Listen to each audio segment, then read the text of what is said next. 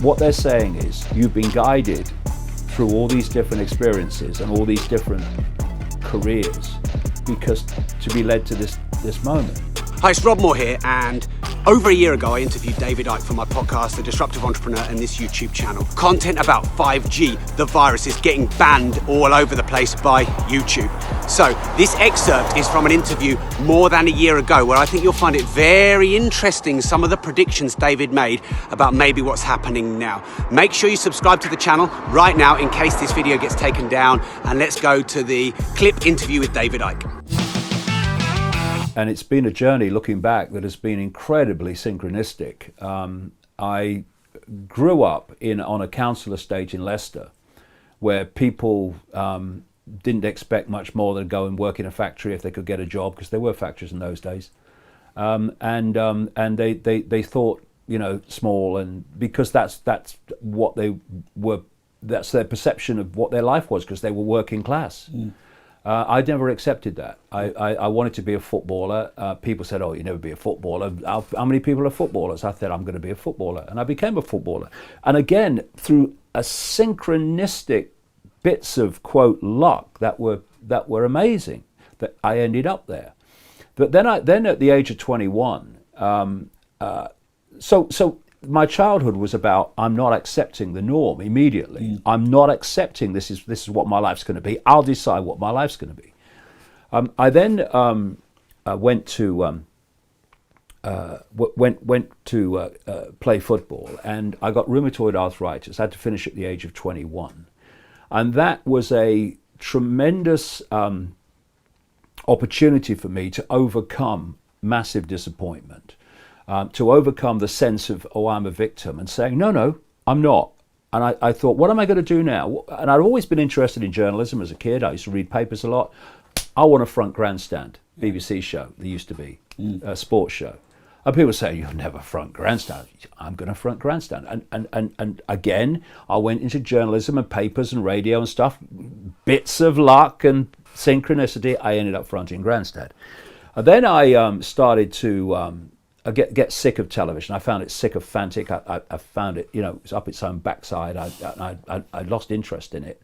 Once I'd achieved it, I lost interest in it. I got interested in the environment, and amazing synchronicity over a period of 8 weeks or so took me from joining the Green Party in the 1980s to being a national spokesman. I mean, it was just bizarre, the speed of it and what happened. And that gave me an insight into politics. And I could see what politics really was, which waste of frickin' space. It's not going to change anything. And then the journalism gave me an insight into journalism, into the media. It gave me the ability to write simply, sometimes complex things, because that's the only way you're going to get them in the paper or whatever. And so by the time amazing things happened to me esoterically, in the late 1980s, which led me into what I've done ever since. I had this this backlog, or this back story of experience in the very areas that I needed it to do what I do now. And so when I look back, I don't see jumps. No. I see a progression. Okay, and it was like you've experienced this, you've got what you need for it, now something else. It was like some other force has been opening and shutting doors in the maze to take me through. And funnily enough, where this whole thing started, which led me to what I'm doing now, I was working for the BBC at the time, was that I was having strange experiences over the period of a year. When I was in a room alone, it felt like there was something else there, some presence. I wasn't alone, and it built up and built up and built up and built up. But eventually, long story short, I went to see a psychic for the first time in my life, not telling her anything, just seeing if she'd pick up what the hell was going on around me. And she goes into psychic mode and says that I'm going to go, and she knew nothing about what was happening to me.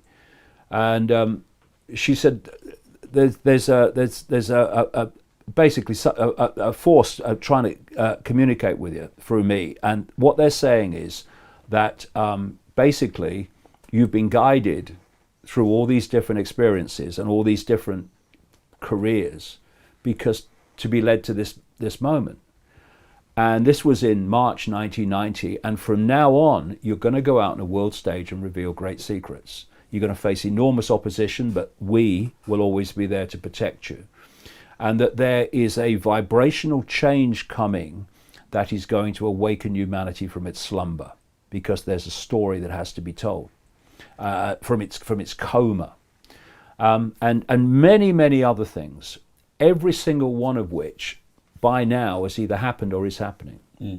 And so when I look at my life from the perspective of now, just coming up to 66, but that's just a number anyway, I see that it's been a process.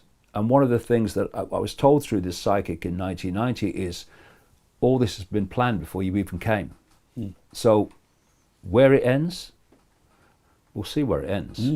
But where it's gone so far is exactly where I was told it would go nearly 30 years ago. Wow.